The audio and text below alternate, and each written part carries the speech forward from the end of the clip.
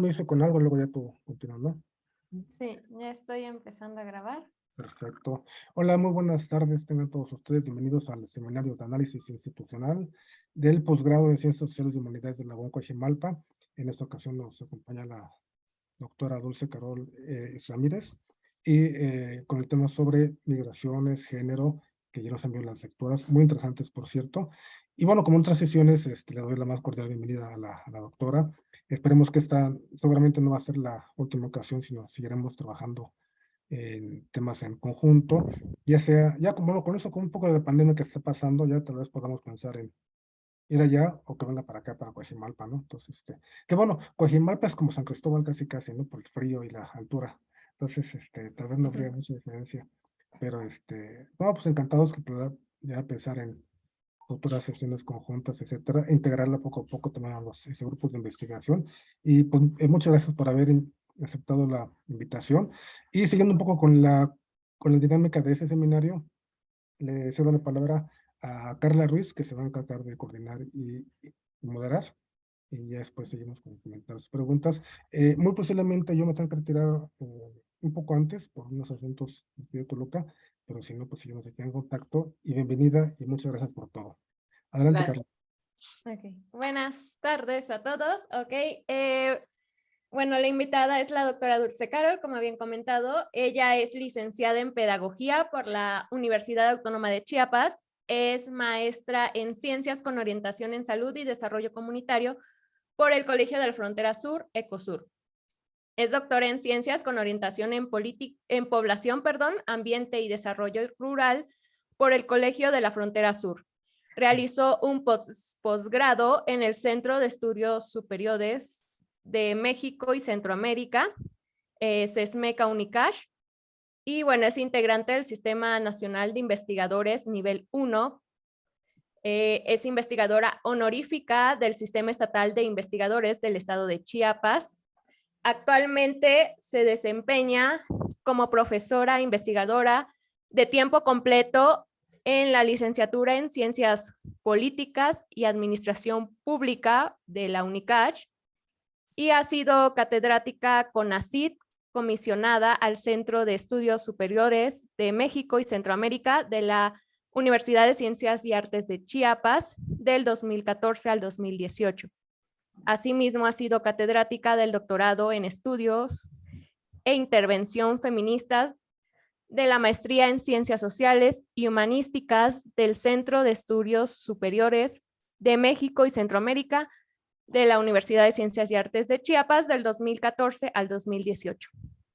Entre sus publicaciones más importantes destacan los libros Mujeres Migrantes en la Frontera Sur de México, con aproximaciones de la interseccionalidad del 2017, Los rostros de la desigualdad educativa, racismo y sexismo en educación superior en el 2019, del CESMECA Unicash Editorial Itaca. Fue responsable técnica del proyecto Estudios Exploratorios sobre la violencia de género, la violencia feminicida y el feminicidio de 3 regiones del estado de Chiapas y su impacto en la seguridad ciudadana, de la convocatoria de proyectos de desarrollo científico para atender problemas nacionales del 2014, del Consejo Nacional de Ciencias y Tecnología. Dentro de sus líneas de investigación están las políticas públicas, género, derechos humanos, educación y violencia. Y bueno, la doctora ahora viene a hablarnos acerca de género, migración y violencia. Doctora, le doy la bienvenida al seminario Análisis Institucional y le cedo la palabra. Está en mute. Sí. Gracias, muy amable.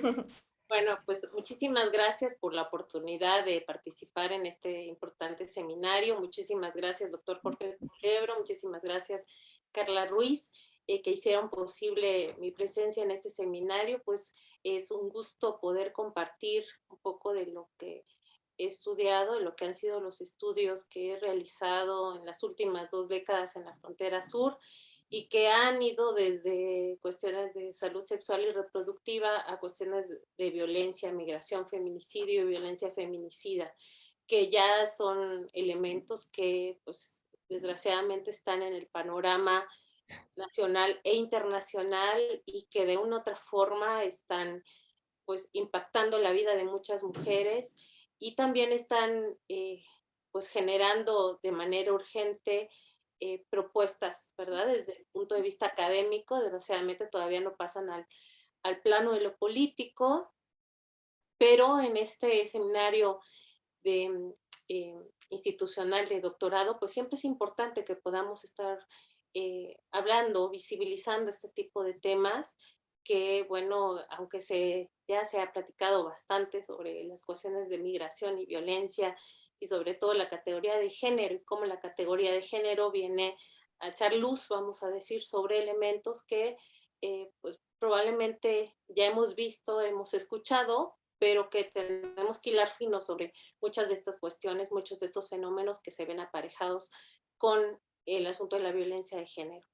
Bueno, me permití hacer una presentación para que ustedes puedan ir analizando, para que podamos ir analizando infografías, mapas y demás relacionados con esta cuestión del género, la migración y las violencias y qué pasa en la frontera sur de México, que imagino que ustedes pues, conocen, tal vez algunos a grosso modo, tal vez alguien ya conozca más en particular cuál es la dinámica que se vive en esta frontera. Sin embargo, pues voy a presentar información general e iré llegando a lo particular y sobre todo de lo que se trata es de presentarles un abordaje teórico-metodológico que permita pues analizar las violencias y hacer política pública relacionada con estas violencias hacia mujeres migrantes. Bueno, me permito compartir pantalla. Me dicen por favor si se ve o no se ve. Y bueno, vamos a iniciar con este tema de género, migración y violencias. Bueno, quisiera primero llamar la atención respecto a qué está sucediendo en esta parte de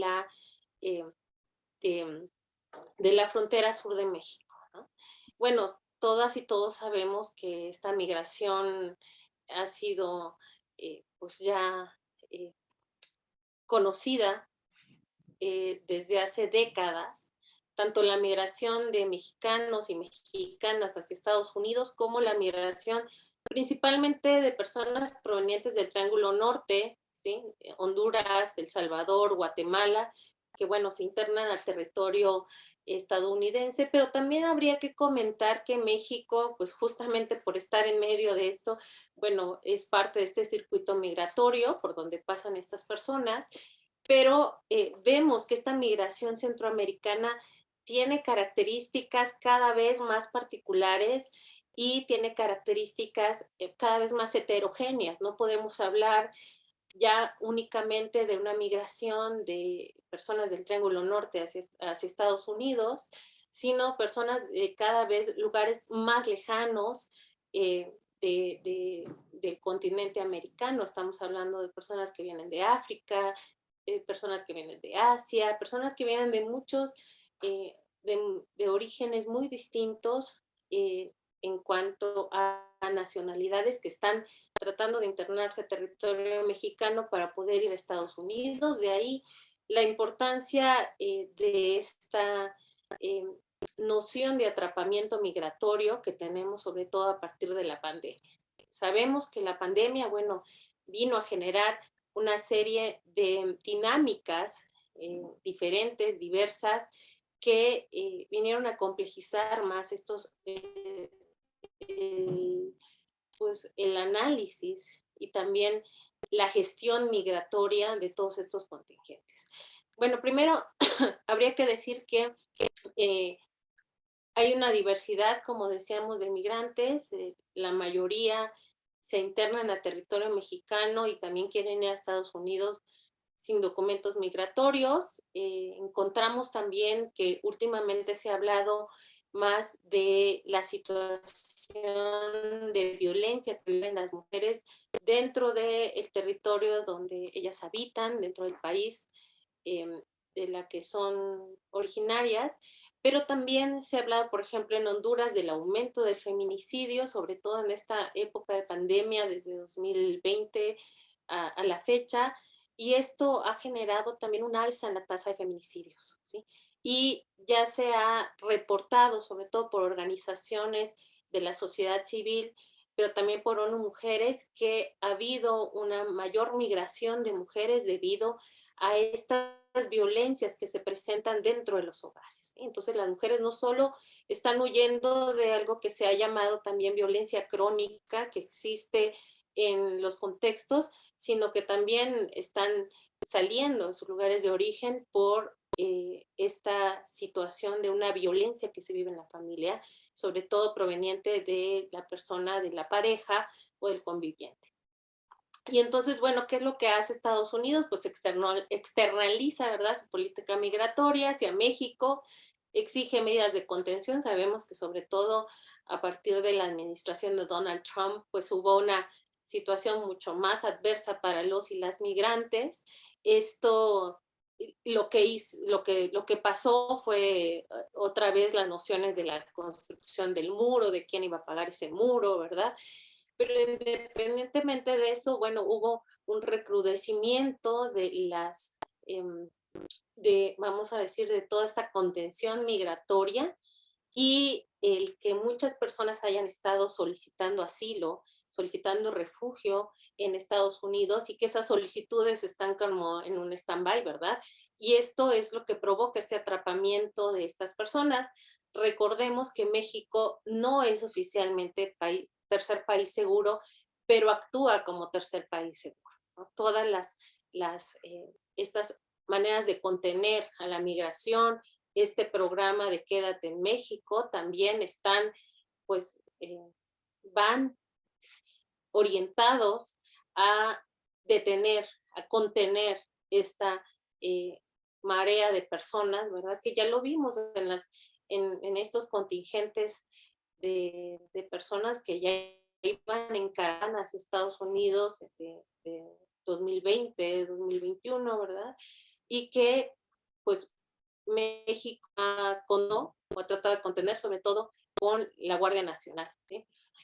Bueno, vemos que las rutas que se están siguiendo, acá vemos un mapa de la República Mexicana, pues son las relacionadas con las rutas históricas, y también cabe decir que la frontera sur de México y particularmente Chiapas recibe la mayor presión migratoria de todas estas personas cuando entran estos contingentes, ¿sí?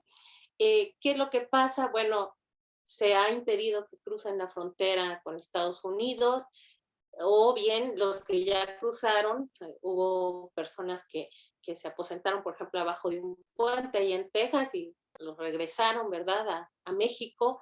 Y bueno, este programa de Quédate en México, en el que se supone que están los derechos de los migrantes y que les van a dar empleo y que les van a dar las mejores oportunidades para estar aquí en México, pues vemos que también se convirtió en una falacia, porque aunque sí se han quedado en México estas personas, sobre todo están pues ocupándose por propia cuenta en negocios que hacen de forma pues eh, vamos a decir que con muy pocos recursos para que ellos y ellas puedan tener un negocio propio que les reditúe algún tipo de ganancias en el sector informal de la economía.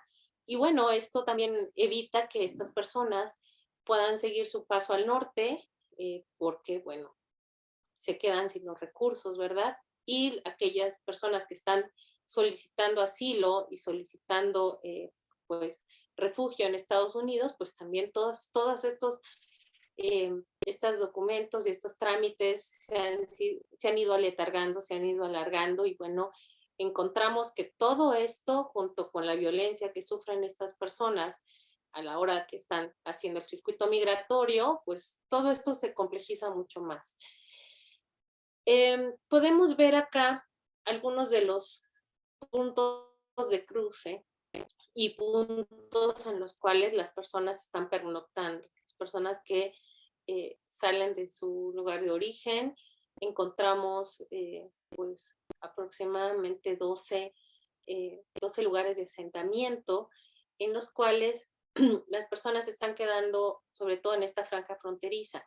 Habría que decir que el principal destino es Tapachula, el principal lugar, vamos a decir, más que destino, el principal lugar en el cual las personas llegan y se quedan, pernoctan por algún tiempo es Tapachula, porque es una ciudad media, es la segunda ciudad más importante del estado, con una economía muy boyante, ¿verdad? Y bueno, está justamente en esta parte de la frontera sur. Y vemos, por ejemplo, este escudo antiinmigrante que se ha realizado en la frontera de México con Guatemala. Tenemos una frontera de 1,140 kilómetros cuadrados, casi todo está en tierras continentales, excepto la parte de Quintana Roo con Belice. Y bueno, pues de estos encontramos 11 cruces oficiales, según el Instituto Nacional de Migración, pero encontramos más de 110 cruces no oficiales. Entonces estamos hablando de una frontera altamente permeable, ¿sí? En la cual pues, las personas que hemos estado haciendo trabajo de campo en la frontera sur, vemos que pues, pasan el río ahí con las llantas, con unas, unos maderos arriba y bueno, pasan el río y pasa ahí pues de todo tipo de paso de mercancías, incluyendo armas, droga, ¿verdad? Y entonces, bueno, eso pasa a plena luz del día. No hay mucho que decir al respecto y las autoridades pues ven, no se hace mucho.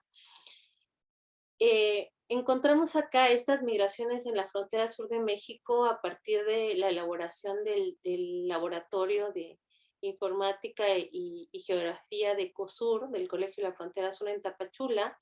Estos son algunos de los lugares donde pernoctan las personas que vienen de diferentes puntos, sobre todo de Sudamérica, del Caribe también, están personas de Cuba, de Haití, de El Salvador, de Honduras, pero también personas de África, ¿verdad? Donde es que se quedan en esta parte de Chiapas y sobre todo en los municipios de Tapachula. En mejor dicho, en las localidades del municipio de Tapachula, muchas de estas localidades habría que decir que están en zona rural. Y bueno, tenemos los principales cruces en el municipio de Tapachula, por Unión Juárez, por Talismán, Ciudad Hidalgo, que son donde la frontera también se vuelve más permeable. Como les decía, hay una crisis migratoria de larga data, pero que a partir de la administración de Trump, bueno, fue mucho más cruda esta situación, también por el discurso político que manejaba Trump, muy xenófobo relacionado con los y las migrantes. Y vemos también que esto viene aparejado con una dinámica migratoria, sobre todo de mujeres, hombres, niños y niñas provenientes de Haití. Cabe decir que en su mayoría tienen también esta idea de ir hacia Estados Unidos y es muy interesante decir que, por ejemplo, no todos provienen de Haití.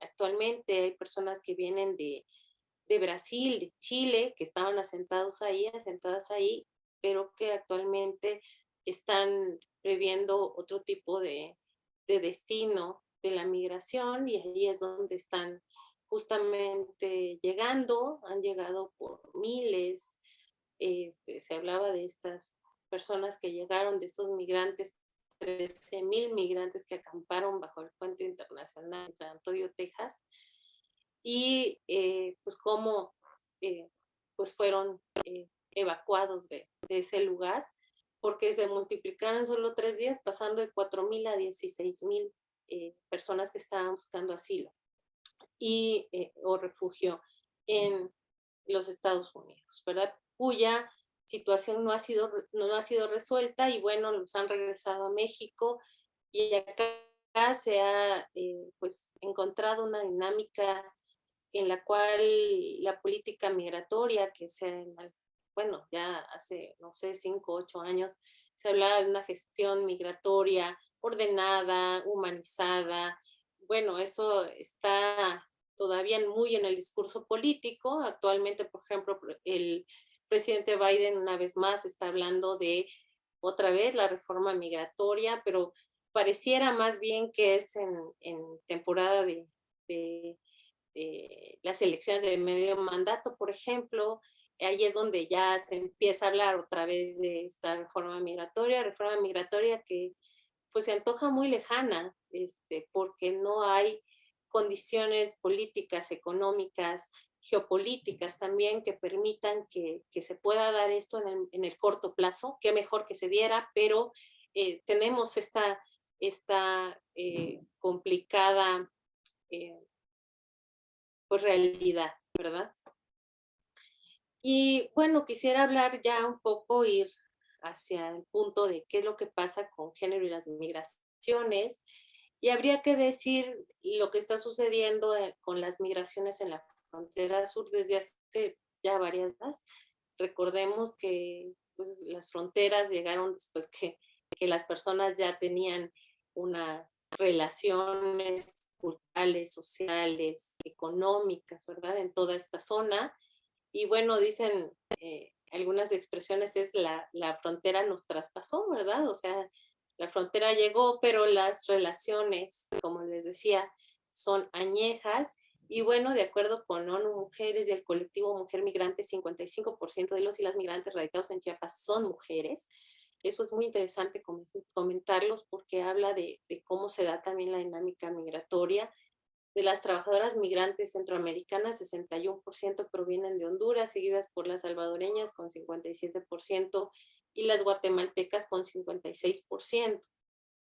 Habría que decir que acá entre Chiapas y Guatemala, ¿verdad? Entre esta frontera sur de México, pues hay una región binacional cuya dinámica migratoria ha ido desde una complejidad muy grande respecto, como les decíamos, al origen de las personas que están transitando por esta frontera, pero se ha formado un mercado binacional en la cual la región Soconusco de Chiapas junto con el departamento de San Marcos, Guatemala, pues forman este mercado transfronterizo, ¿verdad? Encontramos, pues se ven ahí las relaciones que existen en este mapa. Podemos ver la región Soconusco, Tuxtla como capital del estado, el departamento de San Marcos, Guatemala, la ciudad de Guatemala, y cómo estos elementos de interacción social, cultural, económica, han sido, como les decía, de larga data, y que también dan una característica diferente a esta migración que se da en la frontera sur. Cabe decir que en el caso de la situación de Chiapas, 8 de cada 10 personas viven en condiciones de pobreza, 80% de la población ocupada se dedica a la economía informal, 97% de las localidades son de alta o de muy alta marginación, y la población analfabeta es 3 veces mayor que en el resto del país. Esa es la realidad que estamos viviendo en Chiapas. Encontramos entre los índices de desarrollo humano, pues el más bajo en toda la República, y entonces estamos hablando de un estado que acusa muchos niveles de marginación, de marginación histórica, ¿sí? Y que tiene pues las menores oportunidades hasta ahora de crecimiento, desarrollo económico. Acá no está el polo de desarrollo que es Monterrey, que está en otros estados, ¿verdad? O sea, Tuxtla no vamos a encontrarla como una ciudad media, ¿verdad? O una ciudad como lo es Monterrey, ¿sí? Como lo es Guadalajara, ¿no? Entonces, encontramos los estados de Nuevo León, de Jalisco, bueno, con unas características muy diferentes, aún la Ciudad de México, con lo que se vive acá en el sureste, que es Chiapas, Oaxaca, Tabasco, ¿verdad? Como los estados que tienen mayores rezagos. Y entonces, bueno, en esta situación tan compleja que existe en Chiapas, y acá cuando nos podemos hablar de los derechos de los migrantes, de los y las migrantes, es una cuestión también problemática, porque en campo, cuando una servidora hizo trabajo de campo para los diferentes estudios que he realizado ahí, y hablo de los derechos de los y las migrantes. ¿Qué se piensa acerca de ello? Bueno, una de las principales relaciones que se hace entre los migrantes y los derechos es porque ellos y ellas tienen derechos, mientras nosotros como mexicanos y mexicanas, dicen ellas, no tenemos, ¿no? Entonces, ¿por qué les van a dar derecho a ellas si a nosotros nos dan educación, salud y demás, y de repente vienen ellos y ellas dicen, no, pues a ellos sí hay que darles? Entonces, eso va generando un rencor social, eso va generando también una xenofobia hacia la persona que llega, y eso es parte de la cotidianidad. No digo que de todas las personas que estén en esta franja fronteriza, pero sí lo encontramos de forma muy recurrente en el discurso de los y las personas que están, que son nuestros connacionales, ¿verdad? Que están en esta franja fronteriza.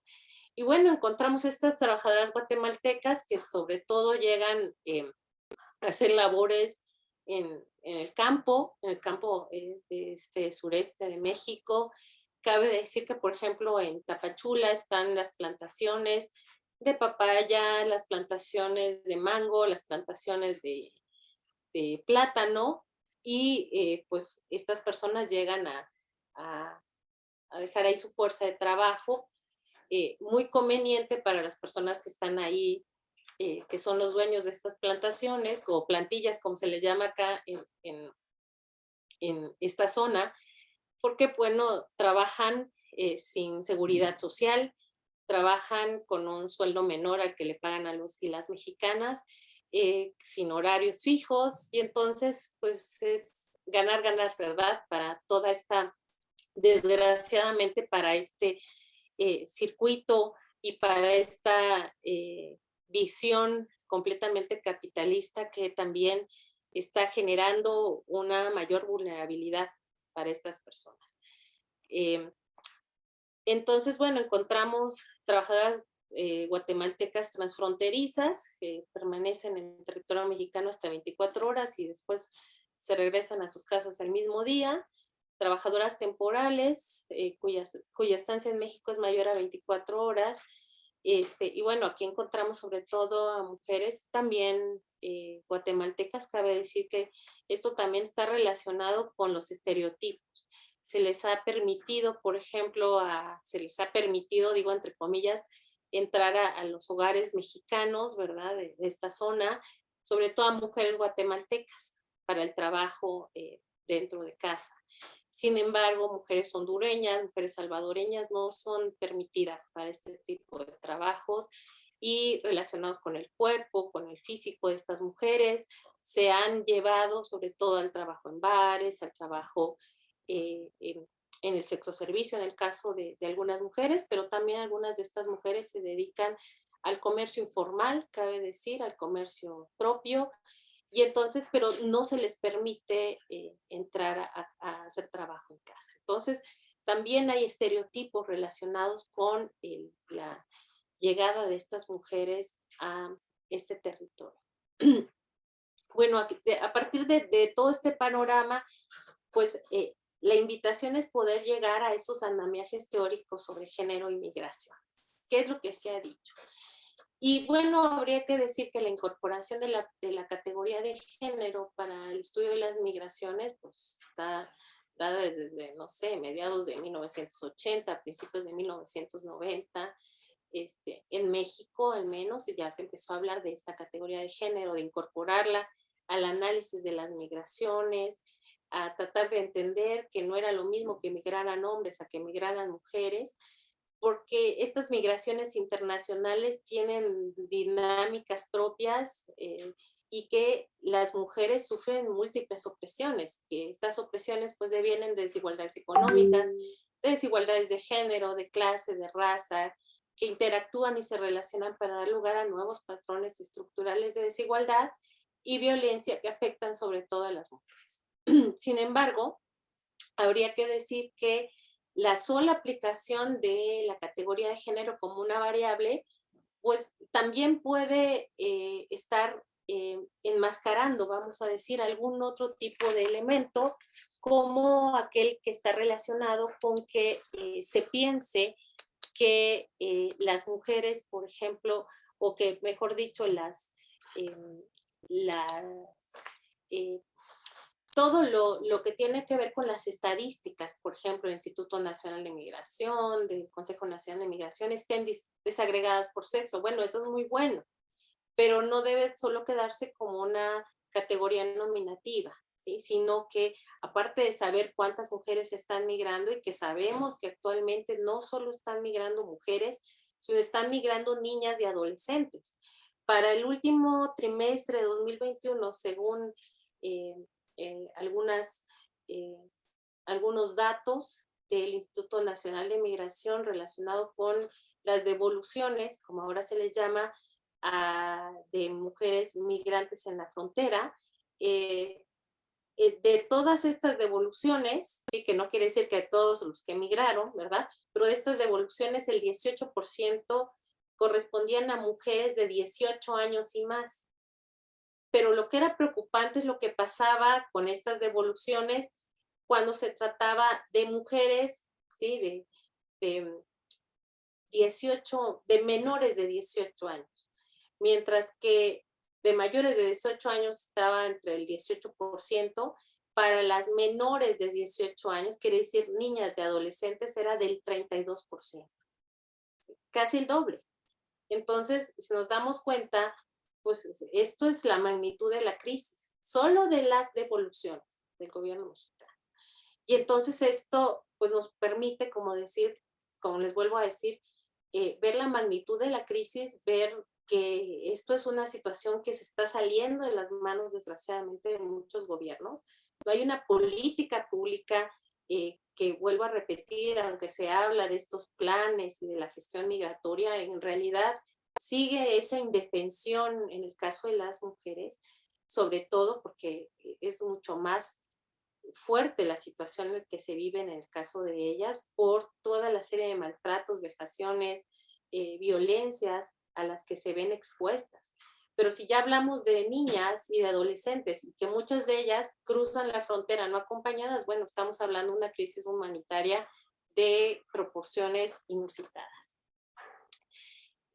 Por ejemplo, el día de mañana se conmemora el Día Internacional en contra de la explotación sexual y el tráfico de mujeres, niñas y niños, ¿sí? Que es el 23 de septiembre. Y miren, esta infografía es de 2014 y ya se estaba hablando de que el gobierno mexicano había rescatado 574 extranjeros, de los cuales 391 eran menores de edad. Estamos hablando de una crisis que ya se ha venido gestando en los últimos 20 años, ¿sí? Y que estos andamiajes teóricos, esas formas de entender estas violencias, pues sí se han ido incrementando estos aportes metodológicos, estas diferentes aristas para ver la cuestión de la migración, pero ¿qué estamos haciendo también en la academia? Esa es una de las preguntas que se realizan para tratar de hacer propuestas de política pública que vayan enfocadas hacia esta población, ¿no? Y en este sentido, Herrera, por ejemplo, propone una separación y diferenciación entre las dimensiones estructural y cotidiana en el análisis de los cambios provocados a partir de la migración de las mujeres. Cabe decir que esta diferenciación, esta separación entre estas dimensiones permite ver no solo que las mujeres están migrando por mejores condiciones de vida, sino también permite hacer un alto para ver, para poner lupa en el asunto de la experiencia de las mujeres, esta parte subjetiva que tienen estas mujeres del por qué están migrando, cuáles son estas causas que no solo están relacionadas con cuestiones pues económicas, que no solo están relacionadas con cuestiones de esta estructura geopolítica, sino que también remite a las experiencias de estas mujeres, ¿sí? A las vivencias de estas mujeres respecto a cómo se ven ellas, qué es lo que han hecho, cuál es la experiencia de vida que tienen. Y Esquerra también hace un aporte en este sentido, colocando el énfasis en la importancia de identificar las prácticas de poder que racializan y feminizan a las trabajadoras migrantes. Fíjense, esto es muy interesante porque se ha considerado que todos estos circuitos internacionales de cuidado, ¿verdad? Quiere decir ¿A dónde van estas mujeres que migran y qué es lo que hacen? Por ejemplo, mujeres que migran hacia Europa, ¿a qué se dedican? Y bueno, a cuidar personas que están enfermas, que tienen una condición de salud, a cuidar niños, o sea, todas estas cuestiones relacionadas con estos roles de género en los cuales las mujeres se supone que tenemos que cuidar a los otros y a las otras, ¿no? Y entonces, esto también ha dado una separación en los mercados de trabajo. ¿A qué se están pues dedicando estas mujeres cuando migran? Esto atiende a procesos de naturalización que responden a su vez a instrumentos legitimadores de desigualdad social y situaciones de mayor violencia, sobre todo para las mujeres migrantes.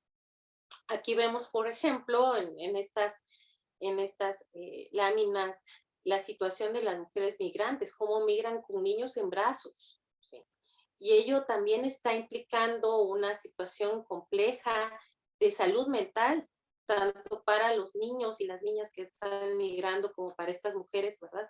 Que están haciéndolo en situaciones muy complejas, o bien las que son detenidas por la autoridad, que cabe decir que muchos agentes de autoridad del Instituto Nacional de Migración y de personas que están ahí, se supone como agentes de orden, pues han sido cooptados por el crimen organizado, ¿sí? Y que pues se ha hecho un negocio redondo, por decirlo así, para ellos, el asunto de la explotación de personas con fines de explotación sexual y laboral. Y entonces esto también está remitiendo a una situación aún más compleja que ya se relaciona con armas, se relaciona con tráfico de droga, pero también con tráfico de personas, ¿eh? Y sobre todo en el caso de los niños y niñas que, como les decía ya, una de las encargadas de las representantes de ACNUR en Tapachula me decía hace ya más de 10 años, y llamaba la atención sobre esta parte de los niños y niñas no acompañados, que llegaban cada vez más hace 10 años, y ahorita, bueno, esta situación ya se vuelve insostenible, ¿verdad? Bueno, pero para ello tendríamos que hablar de estas migraciones y las violencias en clave de género, y habría que decir que Ravelo y Domínguez reconocen la importancia de esta dimensión internacional de la violencia sexogenérica.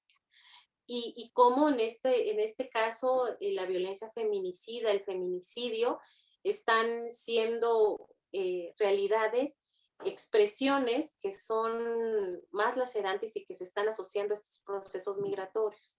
Ellos están proponiendo analizar situaciones específicas en las cuales las violencias hacia las mujeres, la proliferación del terror en la vida cotidiana y el feminicidio, pues están desplegando en complicidad con políticas económicas que, como les decía, apuntalan la discriminación, la desigualdad, la exclusión de vastos segmentos de la población.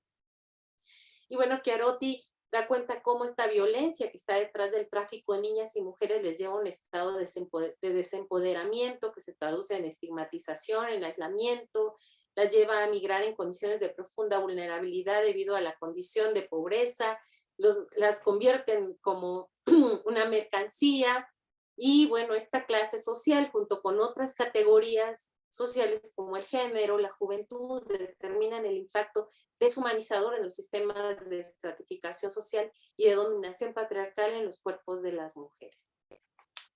Y bueno, a partir de ello y de estas violencias basadas en el género, que vemos ya aquí en México, por ejemplo, de manera muy, muy fuerte, tanto en la misma sociedad mexicana, y que cabe decir que no hay cifras que nos permitan ver y conocer cómo la violencia feminicida quiere decir que esta violencia que está infligida con el fin de hacer un daño permanente o no en la vida de las personas, o el feminicidio, que ya es la ignominia total, ¿verdad?, de quitarle la vida a una mujer por el hecho de ser mujer. Bueno, estas violencias múltiples pueden ser analizadas a partir de la interseccionalidad, ¿sí? Y esta interseccionalidad, que no es más que un enfoque teórico-metodológico, que ha sido muy potente porque ha permitido justamente poner el foco en cómo los ordenadores sociales como raza, género, clase, sexualidad, nacionalidad, condición de salud, por ejemplo, dan experiencias concretas en diversos contextos. Entonces, hablar de interseccionalidad para el estudio de las migraciones, pues implica entrelazar niveles y escalas de comprensión del fenómeno. Ya no se ve de una manera homogénea, pues son todas las mujeres que están migrando, ¿no? O como la categoría mujer migrante, que una aproximación que deviene de esta visión interseccional, en el caso de las migraciones, permite desestabilizar esta categoría mujer migrante. Y cuando hablo de desestabilizar me refiero a que ya no se habla, o que lo que se propone es no hablar de una categoría mujer migrante como una categoría dada, una categoría unívoca, como que fuera homogénea, ¿no? Aquí hay una heterogeneidad de mujeres que tienen diferentes características raciales, educativas, de cualquier otro tipo, y vuelvo a repetir, de condición de salud, y que eso está dando condiciones diferentes para cada una de estas mujeres. Y entonces, bueno, ¿cuáles son las propuestas para el análisis de las violencias? Sobre todo en la violencia feminicida y la violencia y el feminicidio en el caso de estas mujeres migrantes. Cabe decir que lo primero es generar datos. Lo que no se nombra, pues no se puede ver, no se hace presente, ¿verdad? Y entonces, decir el feminicidio entre las mujeres migrantes es una tarea pendiente en cuanto a contabilización de qué es lo que está sucediendo, ¿sí? ¿Cuántas mujeres están apareciendo ahí? Fíjense, otro elemento muy importante acá, que cabe decir como estudiosa del fenómeno, es que muchas veces ni tan siquiera se hace del conocimiento de las embajadas, por ejemplo, las fotografías, alguna característica física que permita en la embajada buscar a esa persona, de qué origen era. Simplemente pues, se va a una fosa común y ya se olvidó el asunto, ¿no? Entonces, primero, la propuesta es tratar de entender qué es lo que va pasando, qué es lo que está pasando con estas mujeres, ¿sí? Hacer un esfuerzo por contabilizar los casos de violencia feminicida y los casos que también cabe decir, estas violaciones a las que ellas se ven expuestas, la trata de mujeres también, todas estas cuestiones pueden ser tipificadas dentro de este elemento de violencia feminicida y de feminicidio, y cómo estas mujeres dentro de todos estos tratados internacionales, pues encontramos que hay un cobijo también para ellas desde estas plataformas internacionales, y cómo México ha asignado estos tratados internacionales, pero se han quedado en letra muerta, puesto que no existe ni tan siquiera, no vayamos más allá del interés, ni tan siquiera la contabilización de qué está pasando con personas, con mujeres que aparecen, que alguien les quitó la vida, ¿verdad? Y que tan siquiera fueran contabilizadas, bueno, ni tan siquiera se supo si eran de acá o eran de otro lugar, pero bueno, que sean contabilizadas y que pueda hacerse público ese tipo de estadísticas que serían importantes para saber la magnitud, o al menos acercarnos a la magnitud del fenómeno.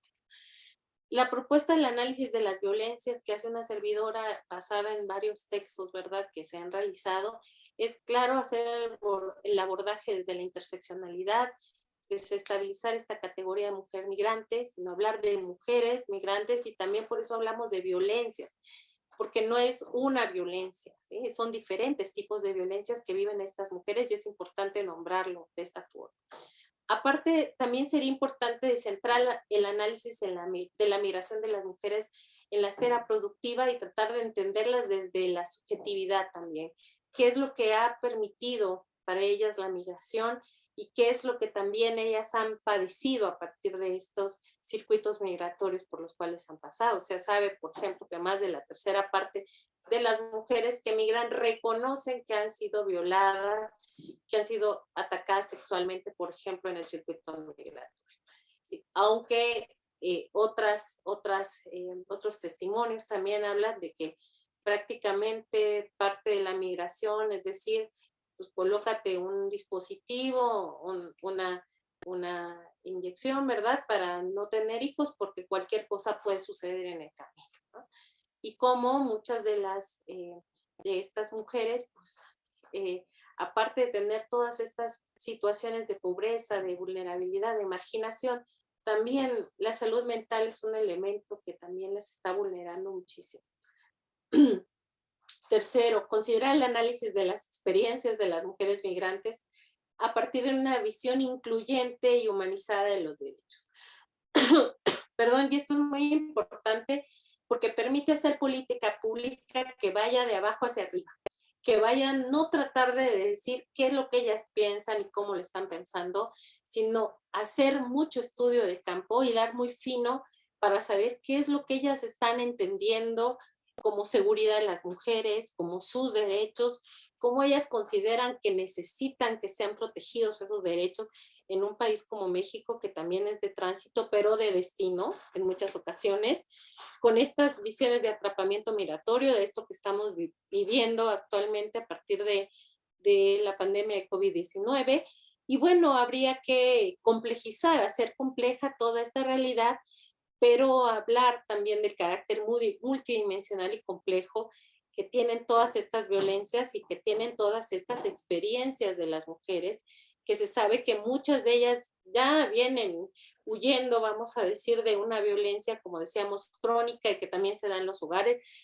¿Qué hacer para no perpetuar estas violencias, para no revictimizarlas una vez que ellas están como personas que no están en su país y que están llegando a un país completamente diferente, en el caso de las mujeres haitianas, en las cuales ni tan siquiera la lengua es la misma, ¿no? Entonces, eso también implica otra barrera, otra situación que también resulta problemática.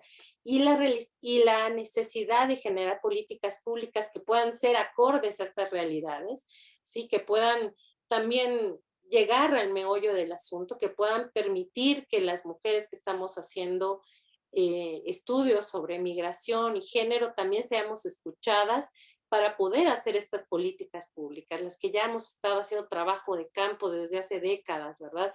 En la zona fronteriza, que también podamos desde la academia y desde las actividades que hacemos de activismo, desde las organizaciones sociales, se puedan escuchar todas esas voces y claro, de las mujeres migrantes, para poder hacer políticas que puedan ser verdaderamente un cambio, perdón, para estas mujeres. Cuarto punto, la importancia de incorporar un análisis de frontera para el estudio de las violencias contra las mujeres migrantes. No es lo mismo estar en la Ciudad de México, ¿verdad? Una mujer que llega, migra hacia la Ciudad de México o hacia otro destino en el interior del país, a hablar de las mujeres que están con una presencia muy importante del crimen organizado, de la corrupción de las autoridades migratorias y del orden en las fronteras. Es una complejidad muy particular lo que está pasando en estas fronteras, que les decía son altamente permeables, pero también en todos los sentidos, ¿verdad? Permeadas también por el crimen organizado y que las deja en una situación mucho más vulnerable que en otros lugares. Y 5, la Agencia de las Mujeres, también es muy importante tomar en cuenta esto, porque justamente una de las categorías que han sido también desestabilizadas es esta cuestión de la mujer vulnerable, ¿no? Bueno, las mujeres no son vulnerables como tales, hay una vulneración que viene de fuera, no que está relacionada con su condición de ser mujer, si no seguimos naturalizando el asunto de que por ser mujer es vulnerable, ¿no?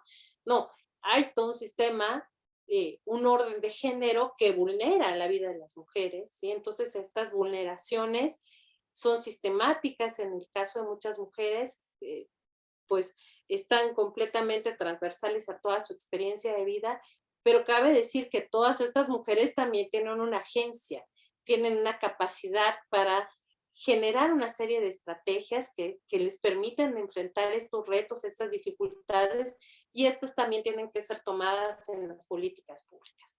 Como a partir de las propias capacidades de las propias agencias de estas mujeres, pues también se pueden ir haciendo cambios pequeños que pueden generar también dinámicas cada vez mayores y que puedan permitirles a estas mujeres vivir en una situación libre de violencia que quisiéramos todas, ¿verdad? También en México, y que sabemos que tenemos una tarea pendiente, pero para quienes estamos estudiando la cuestión de las migraciones vemos que ni tan siquiera hay estadísticas, ni tan siquiera existen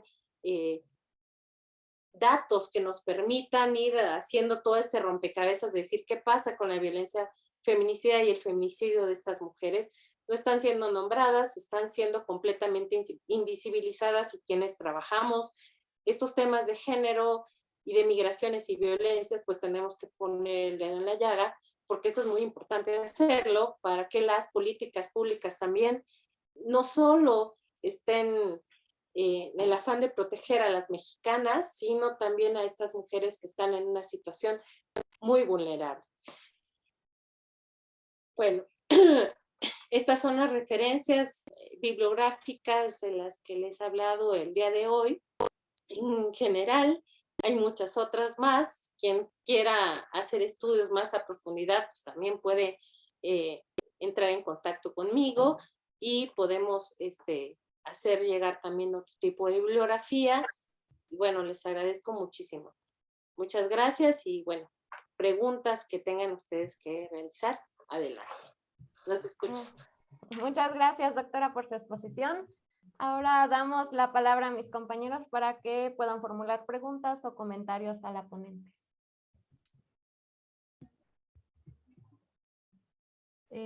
Janet, si gustas, adelante. Hola, buenas tardes a todos y a todas. Y bueno, preguntarle a la doctora Carol, es sumamente interesante su trabajo. A mí me llama la atención que en 7 municipios de Chiapas, al parecer por lo que vi, hay una política pública que ha sido y que fue desarrollada por expertos, sociedad civil, en conjunto con otro tipo de organizaciones, en conjunto con, obviamente, con el gobierno, que es la alerta por violencia de género contra las mujeres. A mí me gustaría escuchar la doctora qué tiene, por así decirlo, alguna crítica, algún desafío, qué es lo que pasa con esta alerta por violencia de género que no ha dado los resultados que se esperaban. O sea, hay un grupo multidisciplinario que se encarga de evaluar, de recomendar, o sea, es todo un andamiaje, hay indicadores, hay metas, hay objetivos, vamos. O sea, se dio muchísimo dinero, se ha seguido destinando muchísimo dinero a esta alerta por violencia de género. Y en ocasiones, bueno, obviamente uno se pregunta, ¿qué es de todo esto? ¿Qué es lo que falta, no? O sea, es de las políticas que se creyeron más avanzadas.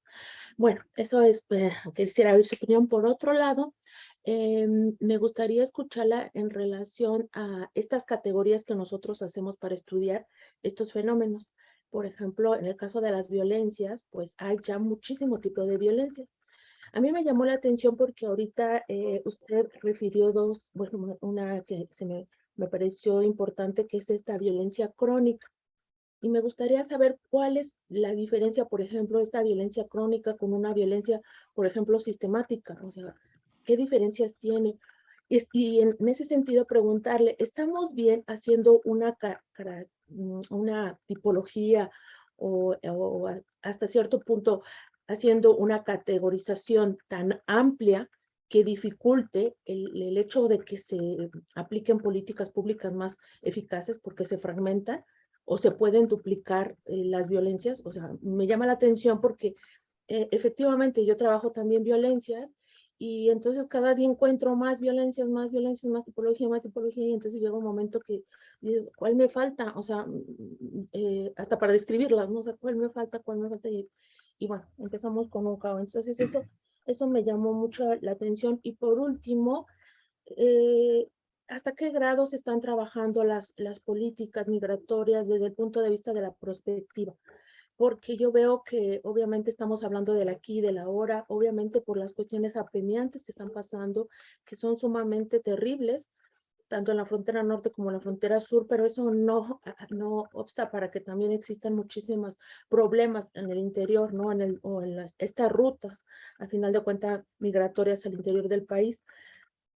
Sin embargo, digo, bueno, ¿qué estamos haciendo también nosotros, los especialistas en estas áreas, en violencias, en migraciones y demás, para hacer estos estudios prospectivos en donde podamos, pues, hasta cierto punto ver qué va a pasar en 5, en 10, en 15 años, ¿no? Porque estos fenómenos no van a parar.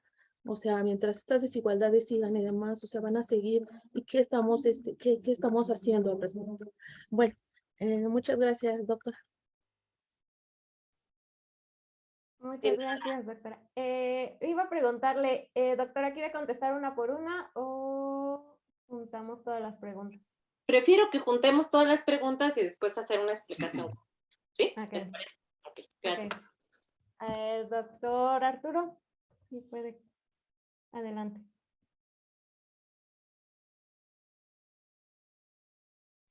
Perdón. Primero que nada, muchas gracias a la doctora. No soy doctor, yo todavía soy maestro, estoy estudiando el doctorado. Y quisiera hacer una pregunta un poco más allá de la exposición. Me parece que la exposición mostrada muy interesante, pero la última lámina que nos hemos detenido es para analizar como ciertas cosas digamos, como ciertas líneas que se pueden seguir para cosas de investigación. Mi pregunta es, ¿hay algo en lo que esté trabajando que se conozca actualmente, digamos, algún tema, o ya ha habido algunos resultados en investigaciones que nos acerquen más hacia posibles respuestas, digamos, al presente, con miras, como decía la doctora Janet, como para hacer estudios más prospectivos a partir de la realidad planteada? Un abrazo, muchas gracias. Gracias. Gracias. ¿Alguien No sé más si o hay algún- quiere? Ajá. ¿Alguien más o quiere contestar que conteste las dos preguntas?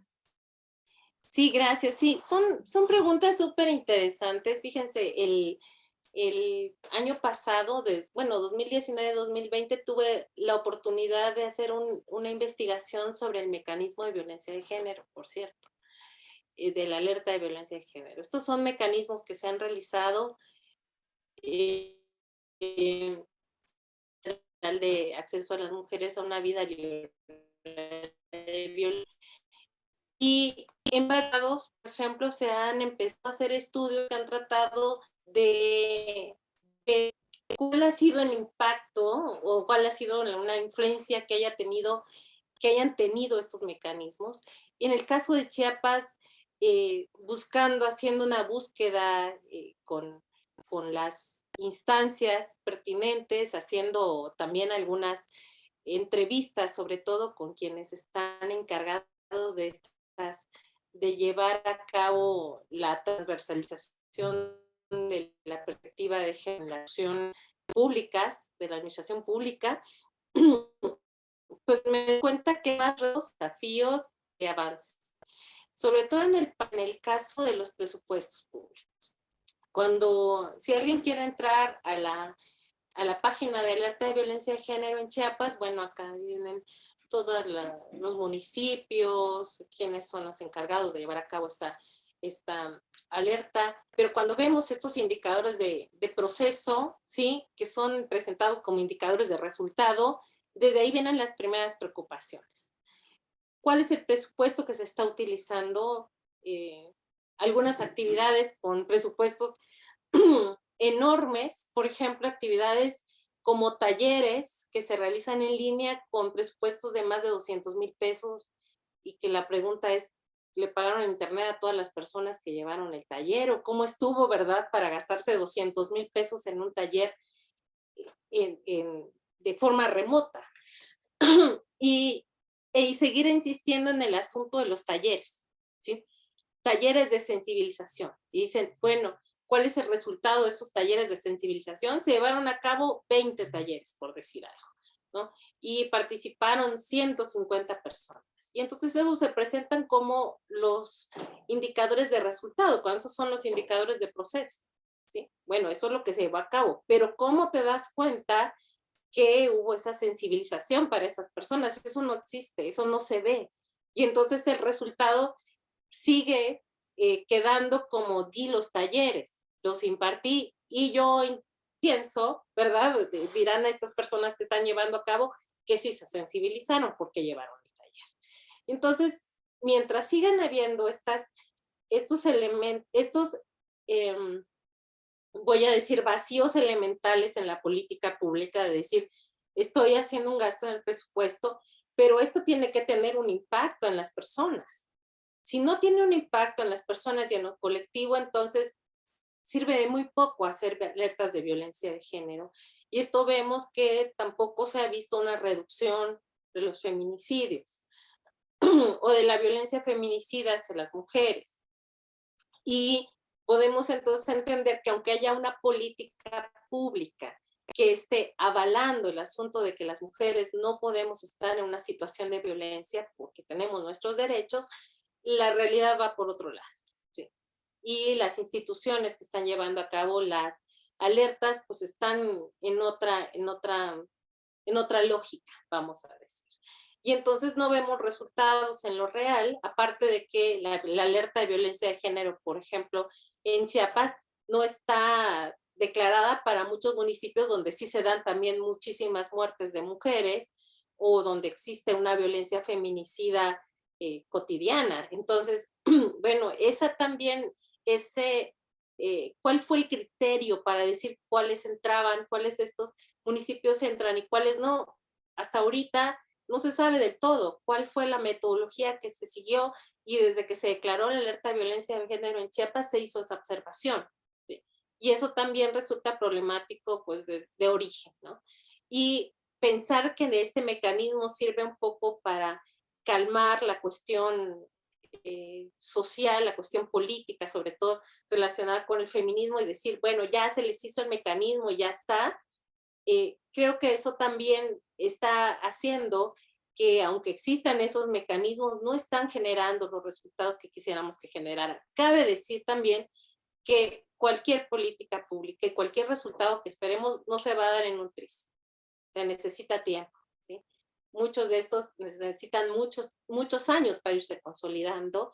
Esperemos que en el caso de la alerta de violencia de género puedan ir consolidándose y sobre todo que haya creatividad para ver qué es lo que se va a hacer en el plano de la política pública, pero también de estas acciones que se realizan, sobre todo desde las organizaciones de la sociedad civil que han trabajado el tema de violencia contra las mujeres en Chiapas, hablo del caso de Chiapas, pero que muchas de ellas también pues están tratando de decir, bueno, ¿qué pasa? Ya dimos muchos talleres, ya hablamos, ya llevamos el juzgar con perspectiva de género, ya hemos hablado con los policías, ya hemos hablado con los jueces y seguimos viendo pues expedientes realizados, ¿verdad? Con muchos, pues desgraciadamente con toda la perspectiva muchas veces machista de cómo decir, cómo iba vestida, es que iba en la noche, es que muchas situaciones relacionadas también de cómo se persiguen estos delitos y muchos de ellos también que no se denuncian, como la violencia familiar. Entonces, bueno, encontramos toda una serie de obstáculos también, encontramos toda una serie de retos para el caso de las alertas de violencia de género, al menos de la alerta de violencia de género en Chiapas. Y bueno, esperemos que se vaya consolidando este mecanismo y que vaya dando resultados para toda la ciudadanía, para todas las mujeres, ¿no? Ese es en el caso de la violencia de género, el mecanismo de alerta. Sobre la especificidad de las categorías teóricas.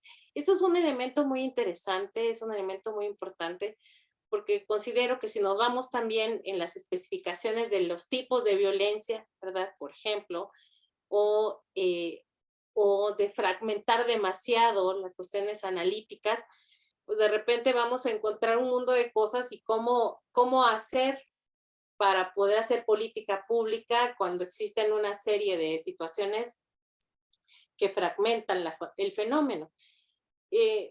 Una perspectiva muy particular desde el punto de vista académico es que tenemos que mantenernos en el punto medio, ni tampoco de fragmentar tanto las categorías, pero sí es muy importante visibilizarlas, porque si no también las categorías teóricas también permiten hacer política pública, y si no, por ejemplo, desestabilizamos la categoría mujer migrante, al menos de decir que hay muchísimas condiciones para que veamos condiciones de salud de estas mujeres y demás, se va a hacer política pública o se pensaría hacer política pública que sea demasiado homogénea y que no esté incluyendo algunos elementos, tal vez los más acuciantes, que están presentando estas mujeres.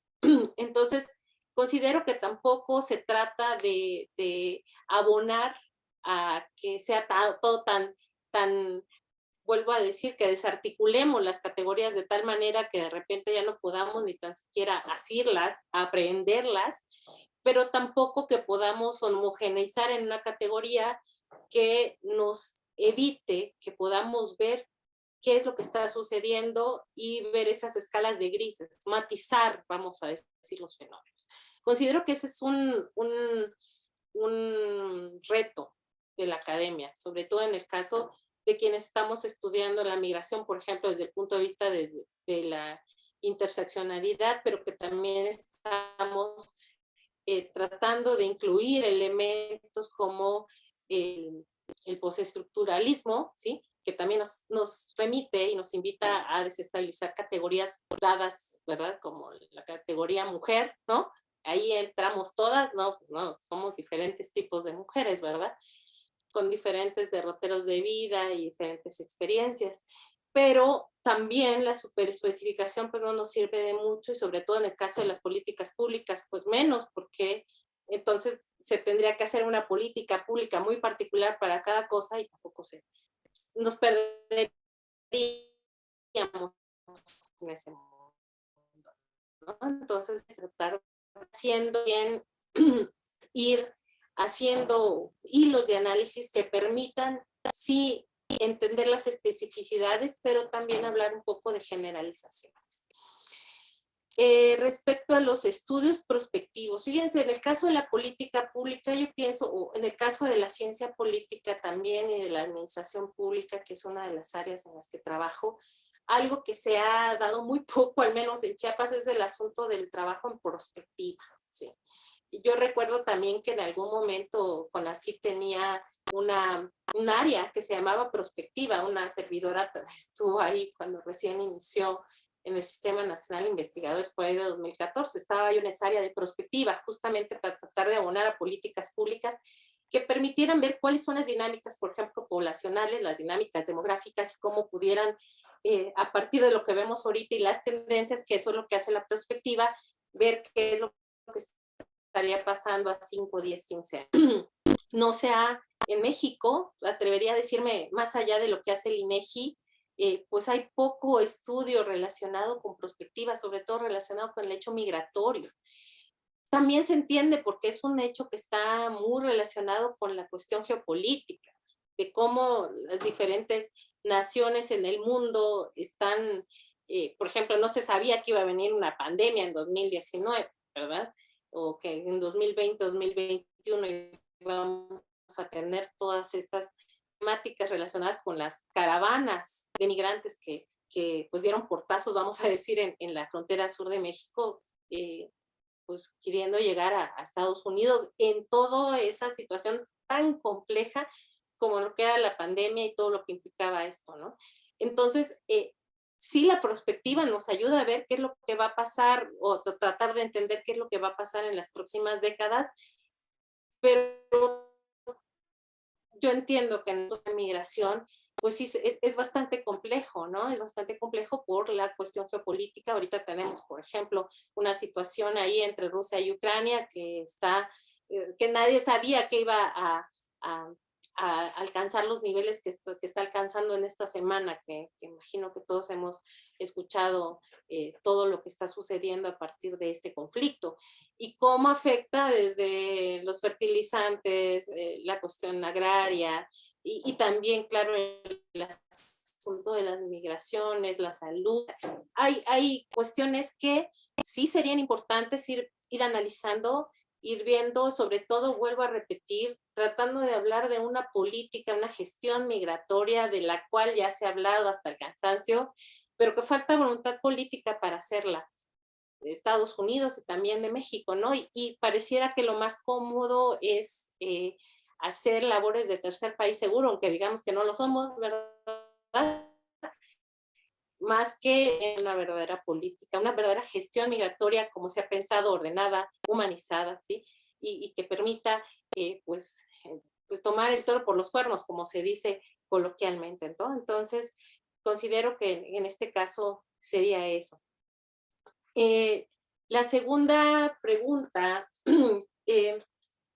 al maestro Arturo, sí, yo pienso que hay cierta complejidad respecto a decir, bueno, ¿qué es el siguiente paso? ¿Qué es lo que se ha trabajado? Se han hecho estudios de campo, sí, cualitativos, cabe decir, sobre todo en Europa, que ya han tratado de ir haciendo estudios muy definidos sobre interseccionalidad y migraciones, en el caso de las mujeres. Lo que nos ha permitido actualmente, todavía estamos en pañales en eso, en México, ¿sí? Porque se necesita hacer mucho estudio de campo. Y también tiene que ver con una situación de lo cualitativo y lo cuantitativo. Nos gusta mucho escuchar datos, nos gusta mucho escuchar estadísticas y pensamos que esas estadísticas y esos datos nos pueden aportar mayor objetividad al trabajo que realizamos. Pero cabe decir que también esto cualitativo, ¿qué está pasando en la experiencia de estas mujeres? ¿Cómo lo están viviendo más allá de lo que ya sabemos de las violencias, de las vejaciones, de la conculcación de sus derechos humanos más elementales?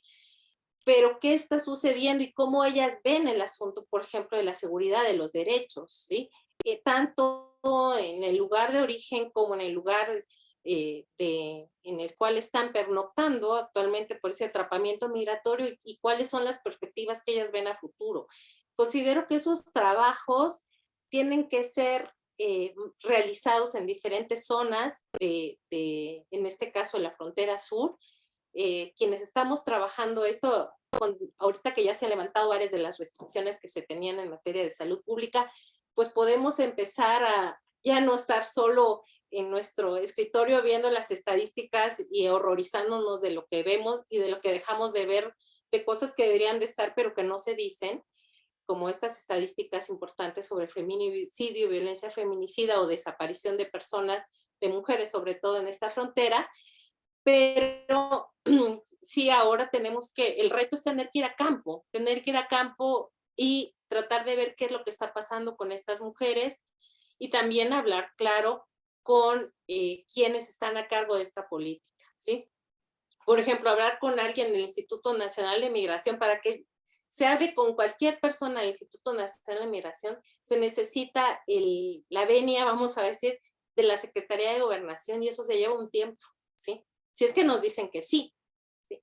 Entonces, no es nada más de llegar, fíjense, y hacer una entrevista. Yo intenté 1000 veces entrevistarme con personas que eran los encargados o quienes estaban a la cabeza del Instituto Nacional de Migración en las estaciones migratorias de Tapachula y fue casi imposible poder hablar con ellos, ¿no?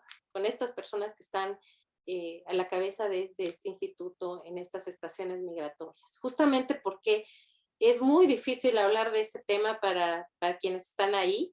Se meten en muchas situaciones y entonces dicen, no, pues mejor que ellos hagan su trabajo de campo y que vayan. Tampoco se puede entrar a la estación migratoria a hacer pues preguntas, hacer las entrevistas, que es lo que hemos hecho, ir a los albergues de los migrantes y las migrantes, y entonces ahí empaparnos de esas experiencias, de saber qué es lo que están sucediendo y ver cómo se están dando las dinámicas.